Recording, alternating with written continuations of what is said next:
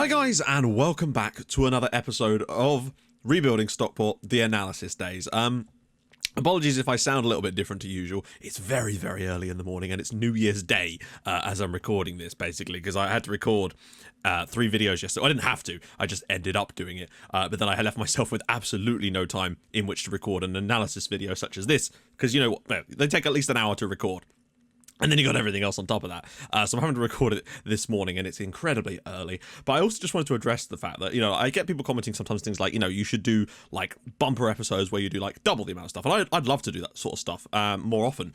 But I think sometimes people forget that if I do a double episode, that doesn't mean I suddenly don't have to do yet another episode to make up for it on the following day. And episodes take 2 or 3 hours to do. So that time has to come from somewhere. And it's time I simply do not have currently, particularly not at this point in the year.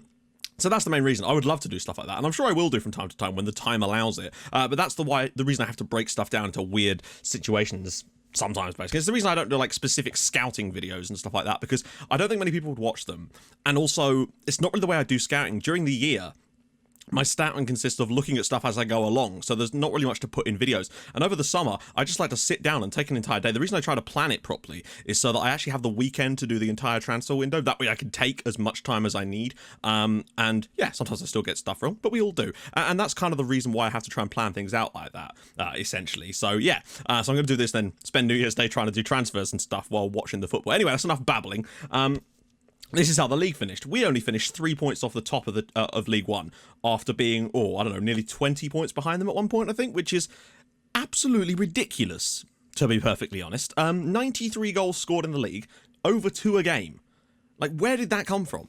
At the end of the season, with the new strategy changes, it completely made our season. To finish with 8 consecutive league victories is more than I could have ever dreamed of. When we got those first couple, I thought, hey, there might be something to this. We might have an option here. We might have a chance at actually a solid playoff position and finding a tactic that could help us win the playoffs.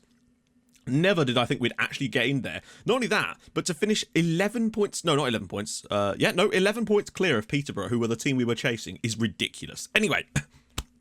Oh dear, apologies to my voice as well. It's very early, and I've been demolishing a chocolate orange to try and sustain myself, so there you go. Right, let's get into the team detailed while we're here.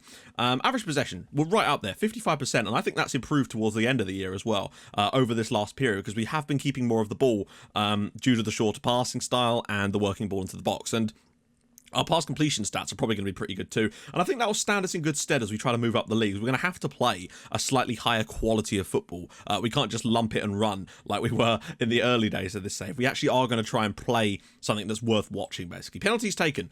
We took 8 penalties, but only scored 5 of them. Hanlon missed one. I think Miller missed one as well, which was not great. Headers one, a little bit low, if I'm honest, but, you know, some fairly solid sides down here. Oxford down here, Ipswich down here. Not the end of the world. Headers one ratio is where I'd like to be higher. Barnet, I mean, maybe they stayed up purely by winning so many goddamn headers, it would appear. That's crazy. But 6th place is fine. 60% is a reasonable amount. I'm looking forward to getting stuck into the individual player stats, though, so I can really, really see. Some bits we're going to have to take with a pinch of salt. We don't have enough data on the attacking midfielder. Don't worry, though. I do actually have an attacking midfielder analysis view set up. I just never have had a chance to use it. I made it before I actually started the save, so I didn't know what positions we'd be using, so it's quite useful. Yellow cards. Oh, dear. We were quite naughty boys this year. 72 yellow cards. Walsall, 28 yellow cards. That's less than 1 a game. That is actually very impressive, to be fair to them. Did I see someone got 7 red cards? Yep, Wigan. Oh my god. 2 teams got 7 reds. Wigan and Burton. We only got 2, in fairness. One was that silly one for O'Kane giving away those 2 penalties. But that's not too bad, actually. Only a few teams got away without any. Form is totally meaningless at this point. 93 goals. We scored 11 more goals than anyone else in this division. At one point, I didn't think we were going to achieve that. The fact that we've pulled it back and actually got that is superb. 16% cross completion, best in the division again. Very, very important. I'm glad that's back to where it was. 307 crosses, vastly better than anyone else. Although, I mean, is there anyone under 100? No, no one's even close to that. Still, very, very pleasing. Goals from corners, Southend 13. We eventually pulled our way up to 7. At one point, we had like 1 from like our first 28 games, I think. So the fact that we scored 6 in like the next 20 or so, it is definitely an improvement. The short corner routine that I've been trying definitely has improved us, and hopefully next year we can get this to a more reasonable number where we're up to sort of this. But what I would say is you can tell they've nerfed the corners, and rightly so, because you've not got teams getting like I mean, who was it? Was it Harrogate that got like 25 or something in that season, where we got like 20 odd corner goals and we were like third in the league? Ridiculous. Team goals and direct free kicks, we got only 3, and I assume they were all Callum Gribbin goals. None for Fleetwood or Bristol Rovers. Indirect free kicks, 10 for Bolton. We got 6. It's not too bad. I'm more looking at the ones we conceded from that. Pass completion, 78%. Again, we've had some games where it's been close to 90 when Gribbin's been really in form. So that definitely gives me cause for rejoicing, frankly. It's good to see us up there in the top echelons. Like, all these teams are solid sides, really. Burton are the surprise package, but then they're kind of in amongst the rest of them. Burton, they were relegated and they had 77%. Anyone really bad? Colchester down at 70, not too bad though. Southend, I mean, look at that. Nearly 20,000 passes completed in a season. It's no surprise that they're up there, along with Ipswich as well.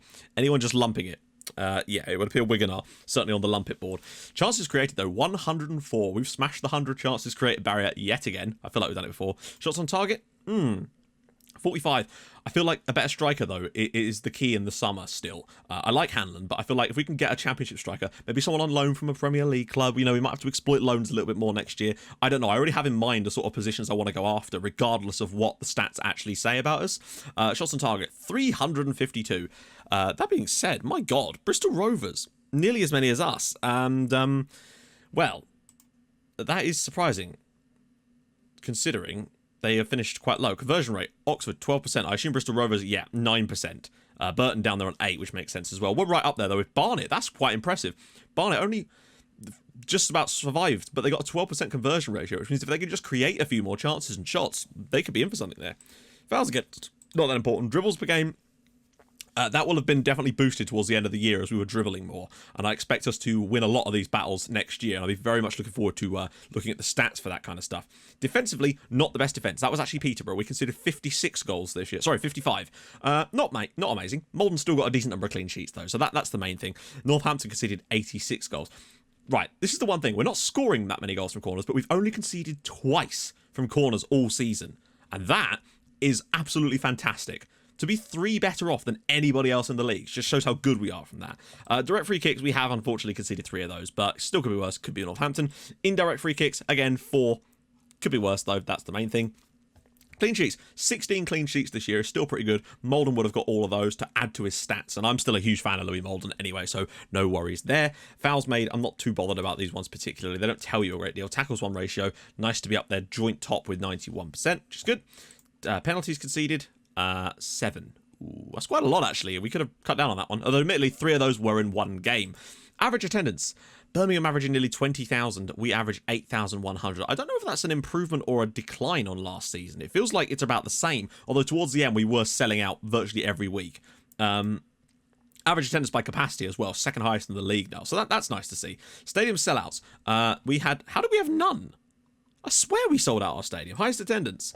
10,268. Look, towards the end of the season, and our home matches, we were getting 9,600 there. Oh, we were getting so close.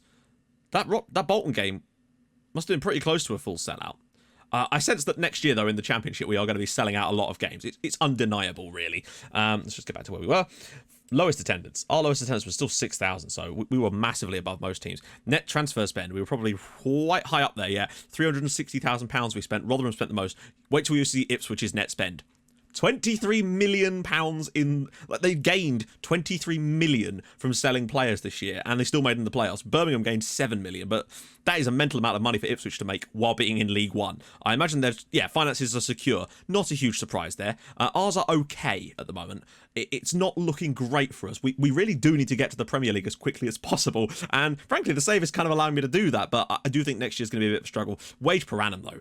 21st in the league, 1.9 mil. Barnet, Scunthorpe and Northampton all worse than us. But when you look at that, we're going to spending nearly over 7 million. Weirdly, Birmingham's wage bill is actually remarkably good. For a side like Birmingham City, to actually only be spending 3.8 million compared to someone like Wigan, that is actually incredibly impressive. I don't even know how they've done that. But there you go. So, player stats. This is where things start to get a little bit more interesting. I just like to show you that stuff because I think it provides a nice context, you know? So, player stuff detailed. Appearances, not really that relevant. These ones aren't super important. Games lost. Yellow cards. We could maybe have a look at this. Oh, it's a bit delayed, isn't it? Yellow cards. John Gray did get 11 yellow cards, and Bruno Bridges did manage to find himself with 8. But that's fine, you know. You get occasional suspensions. Red cards. We don't have any players that got multiple red cards, that's for sure. O'Kane got 1, and Colin Roessler got 1. Bit of a shame. Alex McDonald and Nathan Thompson, naughty boys, with 3 red cards each. And what's worse, Alex McDonald, he only started 16 games for Fleetwood. He got sent off every, 5 matches. That's mental.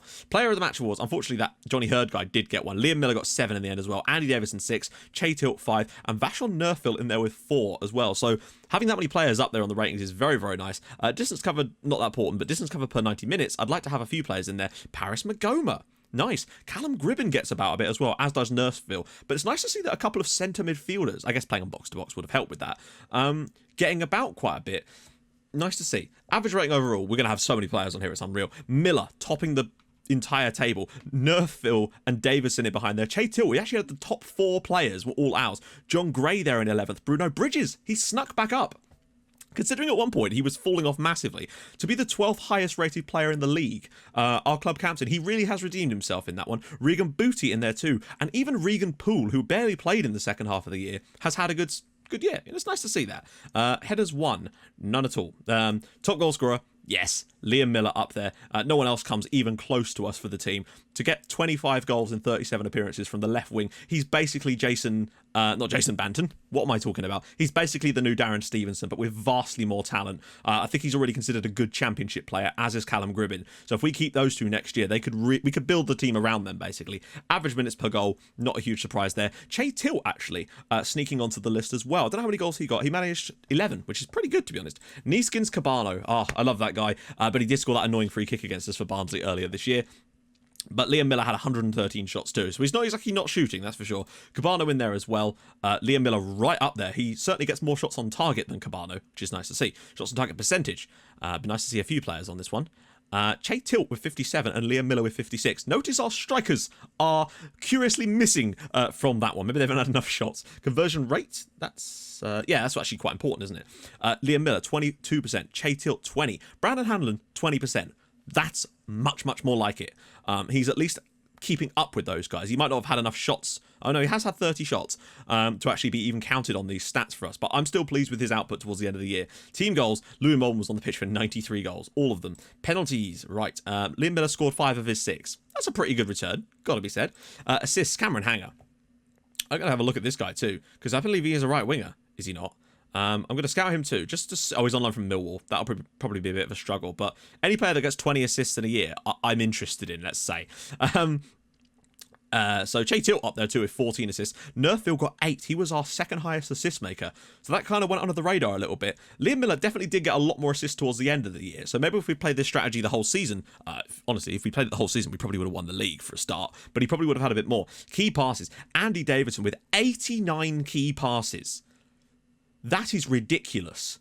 For an 18-year-old to get 89 key passes this season. Like, he has a lot of games where he'll get 5 or 6, and there is a real talent in Andy Davidson, and I am determined to keep him. Because if he's a Premier League quality player, I want this guy to be sort of future captain material, potentially. Although, Bruno Bridges, we all love him, but I do wonder. Chances created. Cameron Hanger. There you go. Liam Miller's created 20 chances this year. Che Tilt, 13. Nerfville, 13. Even Callum Gribben created 10 chances. And that says a lot, because he hasn't even played that much in terms of overall minutes, I wouldn't have thought. Pass completion. We were unlikely to have anyone on here, because Moody Moo was always the man that kept things ticking over. I feel like a full season of Callum Gribben, he might well be up there. But we'll see. Cross completion. Regan Booty, 30%. Not really that important, though, because it was mostly from crosses. Bruno Bridges still at 20%, though, for a fullback. That's what I want to see. He's still doing the things that we want him to do right. That's pleasing. Dribbles per game. Anyone on there for us? No. Surprisingly, no. I feel like, again, if we play the strategy for a longer period of time, we'd have players on there. Team conceded. So John Gray, 36 goals. Chris Thorpe, 36 goals. Tackles per game. Regan Booty with 3.54. Magoma, that's not too bad too. Mistakes needed to go. Oh my god. Well, we definitely had someone with 2. Although, yeah, the 2 penalties that he gave away. Oh no, Roessler got 2 mistakes needed to goals too, didn't he? Although it might have been against Fulham, actually. Mistakes. Nope, no one on there at all. Key tackles. Regan Poole with 10 key tackles. John Gray with 10 key tackles. That is interesting, actually. Key headers. John Gray, 58. Nice. Interceptions. I want to see someone on there for us, maybe. No. Okay. Headers 1 ratio. Andy Davidson? I'm sorry, how tall is Andy Davidson? Okay, we need to talk about this. His heading is 6 and his jumping reach is... Okay, it's quite good.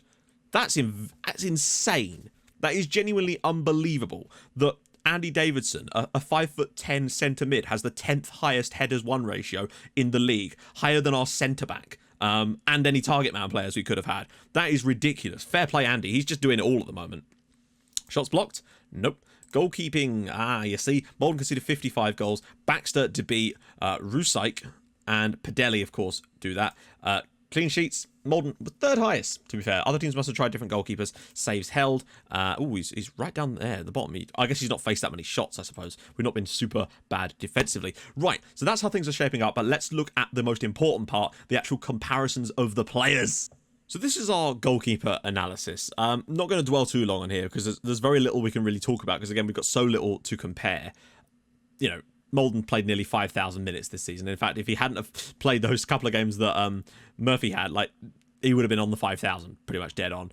I mean, what we can see is that, okay, his average rating is slightly lower, which to me is just because goalkeepers just don't get the ratings they deserve. But he concedes a lot less goals in games than Murphy does. That's all we can really say. And he's also younger than him, still has that potential to improve. He's continued to improve. I see no reason why he can't be a star for us in the Championship again next year. I certainly don't think goalkeeping is a position that we're weak in right now. We've got a solid keeper, and I'm completely content with that. Let's move on to centre-backs. Okay, so centre-backs.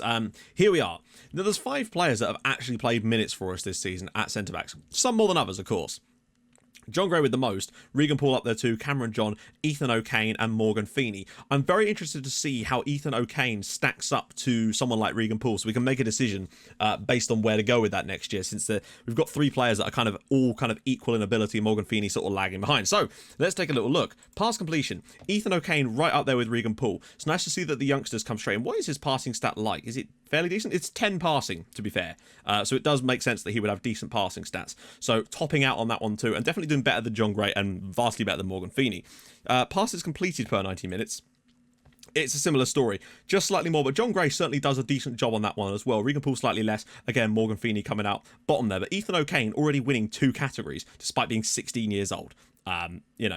Team goals per 90 minutes. This is the team goals scored. So Ethan O'Kane again coming out on top, but that the change in strategy could account for that too. So it's not all down to him potentially. Key passes per 90 minutes. Okay, this is an interesting one. So he's the lowest on that one, right down there with John Gray. Cameron John actually does play more key passes per 90 minutes. So that is kind of interesting that John Gray and Ethan O'Kane are so low down that, and at least Regan Poole is slightly higher. I guess he does have excellent stats for those, but it's certainly noticeable. Team conceded per 90 minutes. We concede the least goals with John Gray and Regan Poole in the team. They definitely do look like a tight defensive pairing, but O'Kane's not far beyond that. Morgan Feeney is vastly higher, and Cameron John is certainly noticeably higher. Tackles won ratio, Morgan Feeney's is 100%, which is good, but I don't know if they've quite got enough game time for that one to count. Ethan O'Kane, though, 95, Regan Poole, 95, John Gray, 94, but then Cameron John down on 83%. That is dreadful for a centre-back to only have an 83% tackles won ratio when everyone else is 94 plus. O'Kane is definitely keeping up with his compatriots there, which is what I wanted to see. Interceptions. Let's see how we're doing. John Gray, 3.84. That's good to see that he's really getting out there and doing that. O'Kane is the second best of those guys, that's for sure. But he definitely has a long way to come to get John Gray's sort of levels. Is it because anticipation is better with John Gray? He's got 14 anticipation, whereas Ethan O'Kane also has 14 anticipation. So you'd expect him to maybe get better at that as he gets older as well. So I think this is looking like a very fruitful partnership for many years to come. However, one obvious area of weakness, John Gray, 81% headers won. Ethan O'Kane, only 60 because he is not tall. But, as many people have told me, he will grow. So hopefully we can get a couple more inches out of this guy. He certainly could improve that. And he does have 16 heading, so if he can just improve his jumping reach and his height, then we could well be onto something here. And, that's pleasing. Distance covered, I mean, not hugely important, but he does also get about the pitch quite nicely, covering an average of over 10 kilometres per game. Average rating as well is the highest of any of our centre-backs at 7.18. He's got a decent level of determination, as have all of the others, minus Cameron John. So for now, what I'm looking at really is that John Gray and Ethan O'Kane I'm quite happy to keep them as our starting centre-back partnership because they've both got solid ability and they've both got reasonable potential. Ethan O'Kane's is certainly looking very, very solid. And we've got decent backups in the likes of Regan Poole and Cameron John.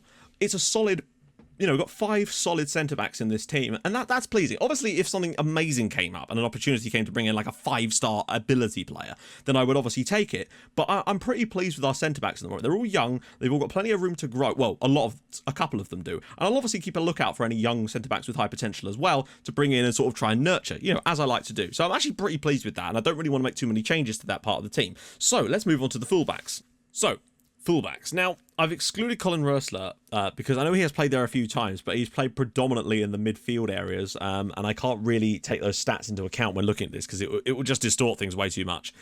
Apologies. So, Nerfield, Bridges, Doherty, and Kake are the sort of players. Nerfield and Bridges were definitely the starters. Kake and Doherty came in after that. I just want to see if we kind of make the right decisions. It should be fairly simple to know that. Is Nerfield's contract up anytime soon? I tell you what, it is, unless that's from us. Let me just check his contract status. So his contract with West Ham expires this summer.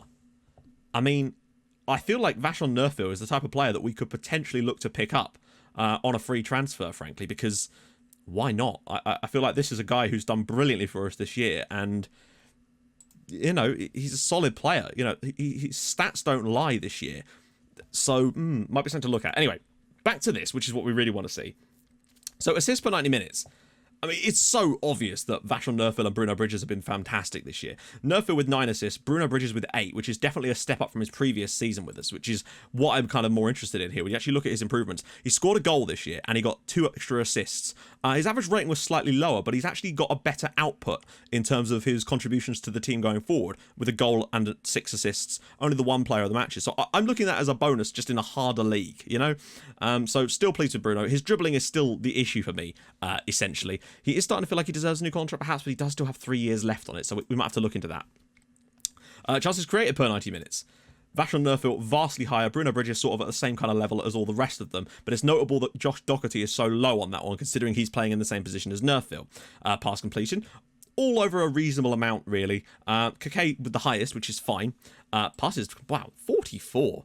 And Doherty, but I guess it's because of a lower... Then again, that's enough minutes to really say. Doherty completes more passes, but he hasn't played since we changed the system round either. Key passes per 90 minutes. Nerfield and Bridges, so much higher. Nerfield nearly 1 per game. Bridges getting up there too. This is the thing. Scott Duxbury, when he played in that role, didn't get that many key passes per 90 minutes. Vashon Nerfield has added an extra layer to his game. Bruno Bridges is sort of up around where he was last season, but still I think he's progressing, which is nice to see. It's good to see Nerfield doing so well, though. Dribbles per game, Nerfield again up there. Bruno Bridges definitely, I think, has improved on that one slightly, but you can see that Josh Doherty is very, very low, and we'd need that to be higher. Is his dribbling really that bad? It's no worse than Vashon Nerfield's, is it? If anything, it's better. Interesting. But then I suppose we have switched over to a more dribbly kind of game, so there is that. Cross completion ratio. I mean, you can't go wrong with 21% for Bruno Bridges. Vashon Nerfield's 13 is fine, though, because he's got 9 assists from it. But imagine if he could actually up that to a sort of 17 or 18%. It'd probably be worth an extra assist or two, perhaps. So that's definitely something to look into, perhaps. Team conceded per 90 minutes as well.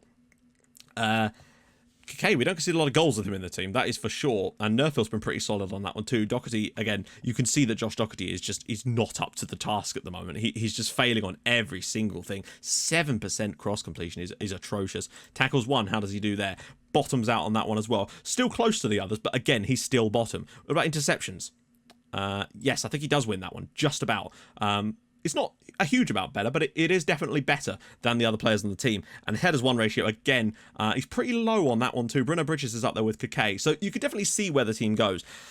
I think fullbacks is an area that we still need to strengthen a little bit in. Now, I'm content to go with Bruno Bridges next year if we need to, but if we find a right back who looks like he could be superb quality, then I might just have to take the plunge and sign him, because as much as I love Bruno Bridges and he would still get game time next year, I just feel like he might well bottom out before we reach that Premier League level, and it's a shame because I really did want him to go far with us, but I think his ability might just have that ceiling on it that we're not quite seeing yet. Well, we can see it literally.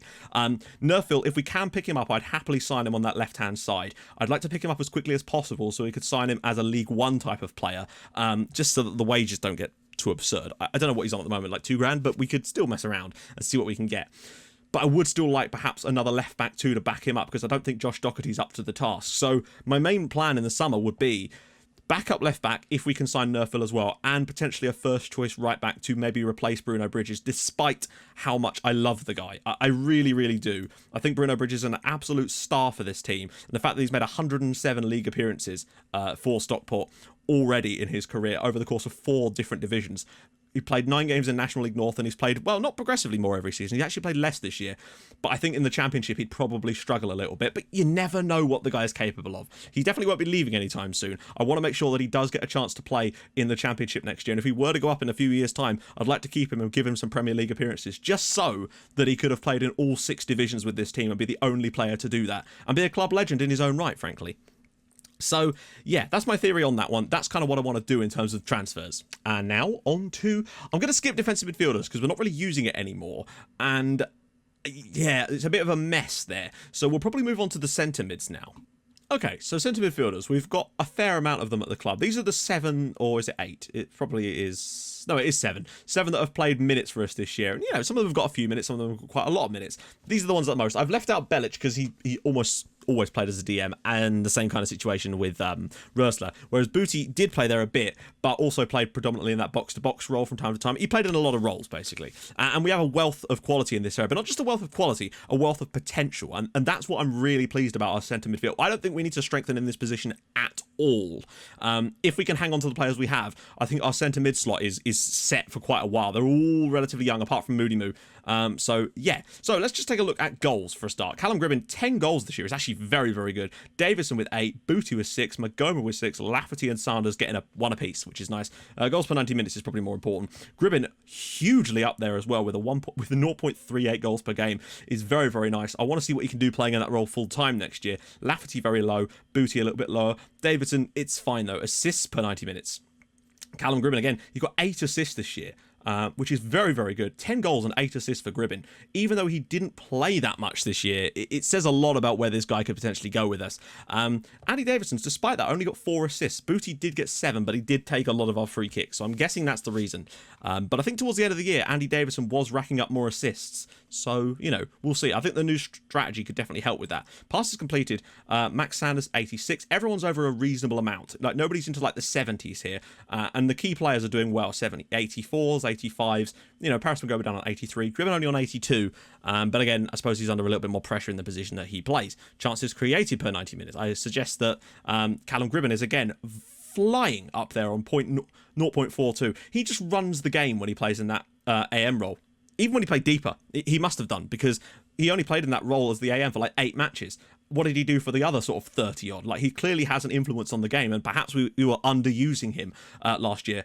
So now that I think he's getting in the team a lot more, I'm very much looking forward to seeing what he can do in the Championship next year over the course of a full season, being able to play in these roles. Interesting, no chances created at all for Lafferty or Sanders in those games, and very few created for Magoma when he did play. At least Davidson did do that from time to time. He literally created 1 all season, whereas Gribbin created 11. Crosses completed, I'm not really that bothered about, because it doesn't really matter. They get so few actual crossing opportunities. Passes per 90 minutes. Andy Davison, 71 passes completed per 90 minutes. That is a massive number, because other players have played in his position. Booty's played there. Max Sanders has played there. Lafferty's played there. Gribbin has played there.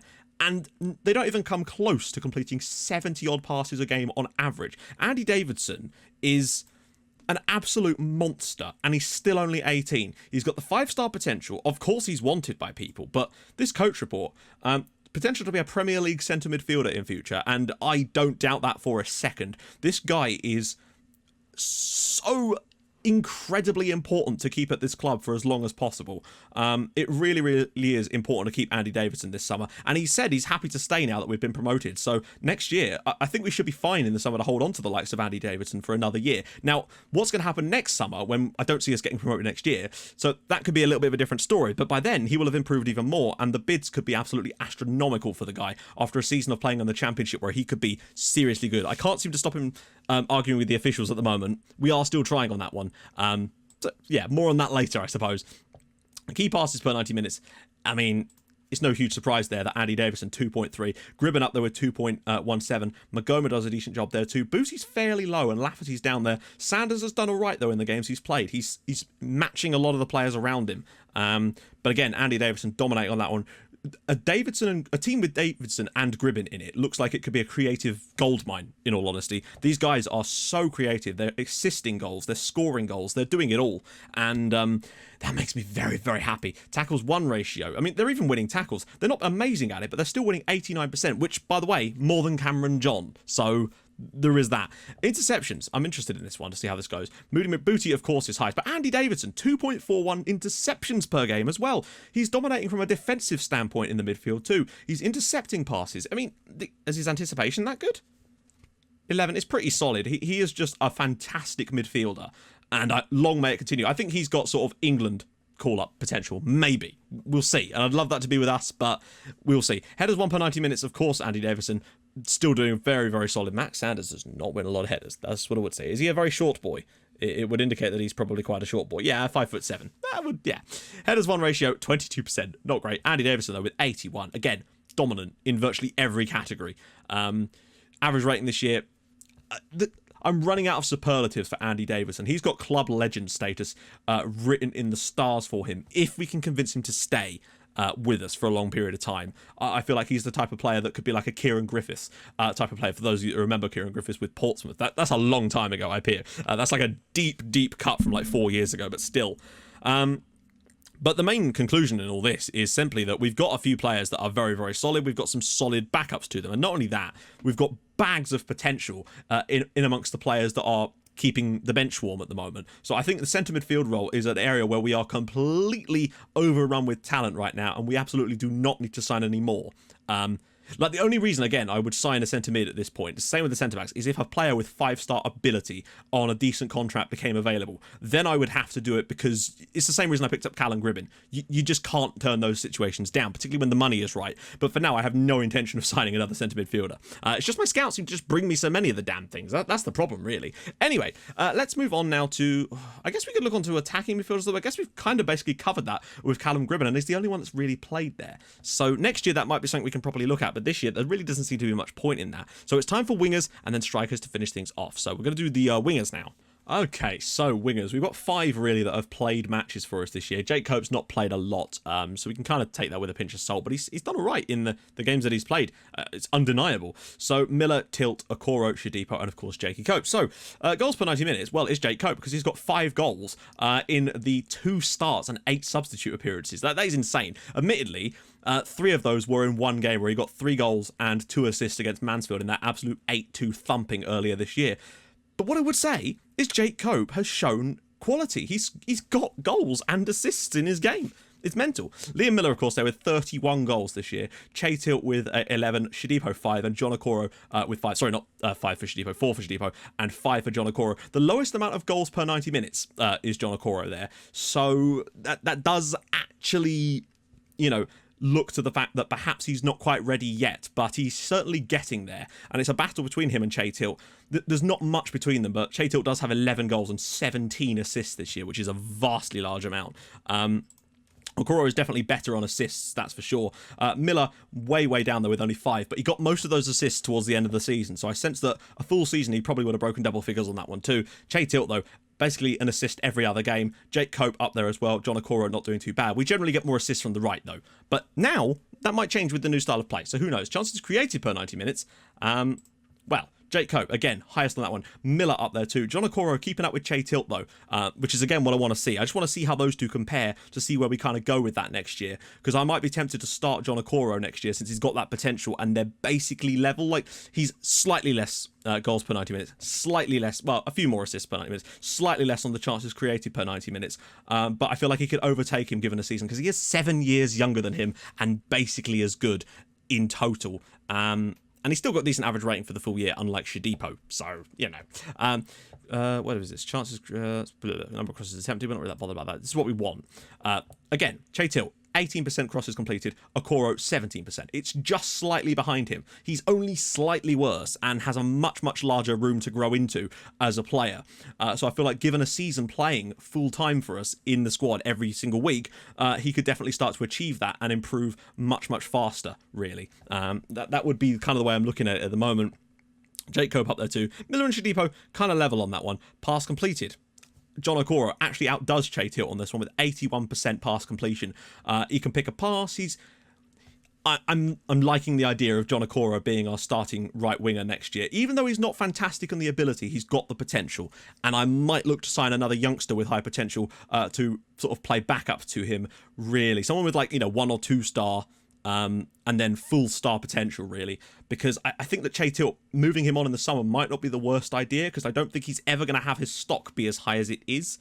He's still only 24, but he's basically reached his potential now, and I don't think we're ever going to get more money for him than we could do in the summer. If someone came in with like a £500,000 bid, I wouldn't be adverse to moving him on, because I could see where the future lies here, and to me the future lies in John Okoro and other players of that ilk. That 16 crossing, I swear he had 16 crossing at one point.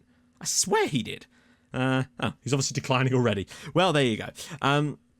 Passes completed per 90 minutes. John Okoro is, it's fairly low, slightly higher than Che Tilt still, though. Key passes per 90 minutes. Okay, I'm interested in this one. Jake Cope up there. Again, John Okoro slightly above on that one. Certainly better at the pass completion stuff. That is for sure. Key passes in it. Liam Miller definitely dominating on that one. Shots on target percentage. And again, Jake Cope just dominating on that one, despite his 2 finishing.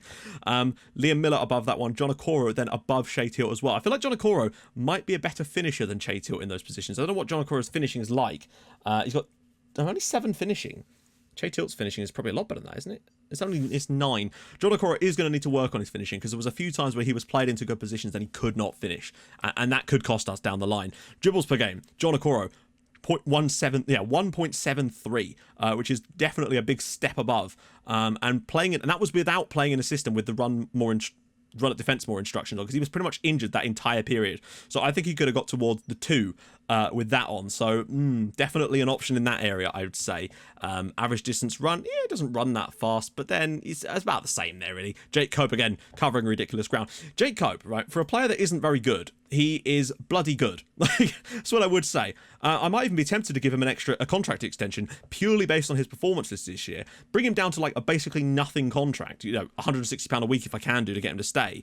Wants to commit his future to the club, and I wouldn't be adverse to doing that, because he just seems to be able to do things when he's put into the team.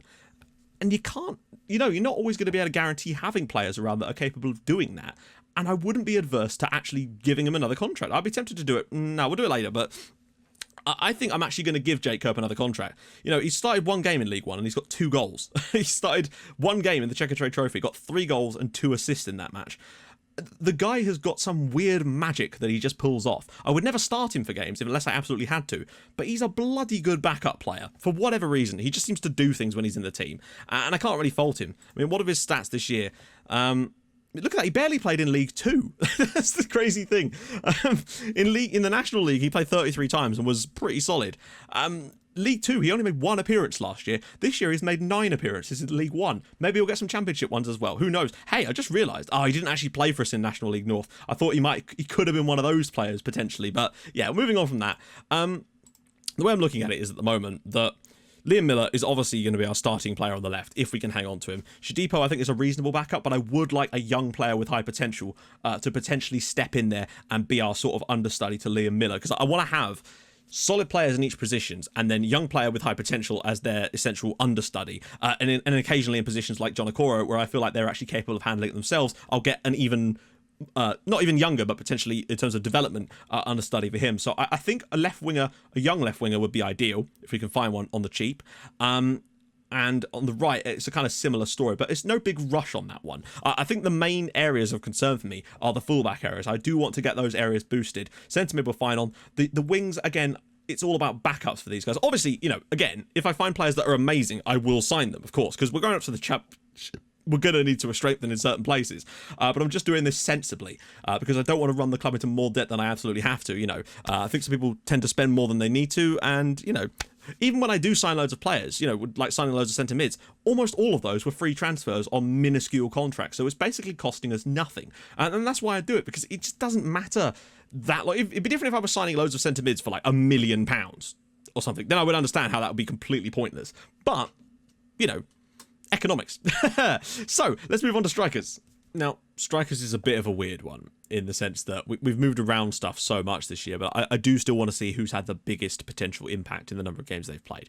JTB obviously hasn't played a lot, and obviously Kane Hemmings did play a couple of games, but then was sold to Coventry. So strikers is still a position I'm absolutely going to be looking into in the summer, though. There's no doubt that we need to find someone, but at least I kind of know what kind of role I want them to play, so I can look for the players. You know, I feel like next year I want to have a really good striker and then have the option of Chris Thorpe and Brandon Hanlon as backups to that guy, because I don't think either of them are championship quality, not even close. So we do need to improve on that. Anyway, goals per 90 minutes. Obviously Hanlon up there. He's got 6 goals for us in 13 starts. Chris Thorpe has 10 goals for us. So at least a striker did break into the 10 goal mark this year, with an average of, it's only slightly less than Brandon Hanlon. Jaden Thompson-Brissett did score that 1 goal for us, which is impressive for a guy who's probably National League quality at best at these points. And that's fine. You do you, Jaden. You've done well for us over the years. Assists, Hanlon again has more assists than Chris Thorpe too, so he's definitely the better striker of the two, and that's fine. Even though their ability is apparently pretty much the same, he just has a little bit more about the system we're playing, I think. Again, it's the same. Chances created, he creates a few more chances. But what I would say is Thorpe definitely knows how to complete more crosses, but he does sometimes take free kicks, so that's a bit iffy on that one. Pass completion. JTB actually wins that one, but Hanlon and Thorpe aren't that far behind either, and Thorpe actually completes more passes when he's in the team. But again, he would have been playing mostly as a deep-lying forward, whereas Hanlon didn't. So, yeah, take that with a bit of a pinch of salt. Key passes per 90 minutes. Again, Hanlon does actually make more of them, though, which is interesting when he's mostly played as an advanced forward. Shots on target, Thorpe a little bit lower though. Hanlon around the 50%. It'd be nice if he could push that to sort of 55, but Thorpe definitely does need to hit the target more. Undeniable. He also shoots less than him, but he does hit the target more in terms of overall shots per 90 minutes, so that's interesting. Wins more headers because he's more of a target man type of player. Hanlon, surprisingly low amount of headers won actually on every single rating there. You'd figure that he's not super tall. Is he like 6 foot or something? Yeah, whereas Chris Thorpe's something like 5'10", isn't he? Interesting, that one. I guess, yeah, strength maybe playing a part in that one. Dribbles per game. Wow, Brandon Hanlon only 0.09 dribbles per game. What is his dribbling stat? 11. And Chris Thorpe's is 10. It's interesting. It's almost as if our new style of play isn't getting the ball into the... this is what I'm guessing. Because with the advanced forward now, the ball is being carried predominantly by Gribbin as the AM, rather than passing it into a deep line forward who can then turn and run at people. He's receiving the ball in much more advanced positions, and as a result, he doesn't have to dribble as much. So I don't consider that to be a bad thing on his part. I feel like if Chris Thorpe was playing that role all year, his would probably look similar, if not even worse. And I'm all right with that. I think actually having the players dribbling more with the ball behind them is actually great when you've got the likes of Gribbin, Booty, and Davidson in the midfield. They just have this ability of gliding past people, as we saw, to create space for themselves, and it really opens up the pitch. Not really much more to say on that. However, what I would say is, like I said, I want to find a championship quality striker, even if it means loaning someone from the Premier League for a season. It'd just be finally nice into the 5th season of this save to finally start to beginning to find our Fabio, our Norman Millington, our Alexander Peter, our that type of player, maybe.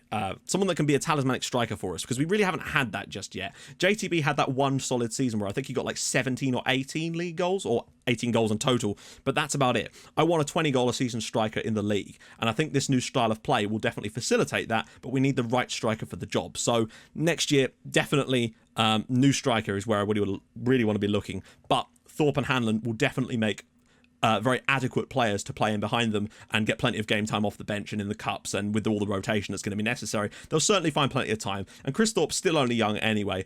He will slowly start to develop, and I still think he could be a solid championship player. I don't know if he's quite going to be good enough to go all the way with us, but you never know. I'm still looking at the idea of also moving that box-to-box to a ball-in midfielder, and that would be very nice because we've got John Holm, the youngster that came to the youth academy, could be the perfect player for that in a year or two when he starts to get a bit more strength and ability about him. So yeah, that's kind of where we're at this season, where I'm looking at. So fullbacks, absolutely vitally important.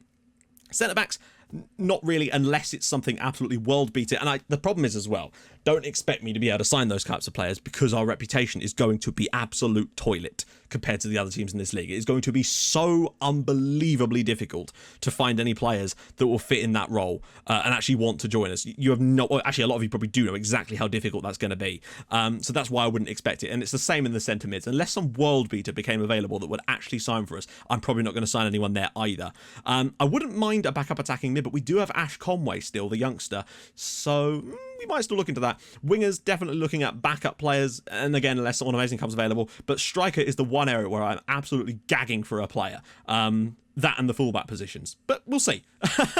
Right, so if you've enjoyed this episode, let's see, what can I get you as the word of the day? I'll tell you what, since it's on my desk right now, we're going to go with, bit of ASMR there for you. Terry's Chocolate Orange is the word of the day. Drop that in the comments to let me know that you've got this far in the video, and of course do drop a like on it if you've enjoyed it, to let me know to keep doing these, because I find them, they're fun for me because it allows me to actually think out loud, and something, it's like bouncing a ball, like bouncing ideas off of other people, even if they're not there. It really is incredibly helpful. You have no idea how many ideas I come up with just during these videos themselves, things I didn't see during the season that just become completely apparent to me. Like, for example, how good Callum Gribben probably was, even when he was playing in positions that weren't particularly suited for the guy. So finding him in a position that we now have him in, I think that is a truly tremendous piece of, not even analysis, it wasn't difficult for me to see, but the fact that we've done this, I wouldn't have noticed that unless I did this. Anyway, drop a like on the video, that'd be dope. If you're new to the channel, subscribe. I say it every time on these videos, even though there's no reason to. And yeah, and I will join you guys tomorrow for transfer goodies, championship transfer goodies. I dread to think what's going to be going on in the summer this year. If I can keep hold of some of our stars, I will be happy as Larry, frankly, because that's going to be the most difficult thing, I think, is keeping hold of the players we currently have. Anyway, see you guys soon. Thank you so much for watching. Bye bye.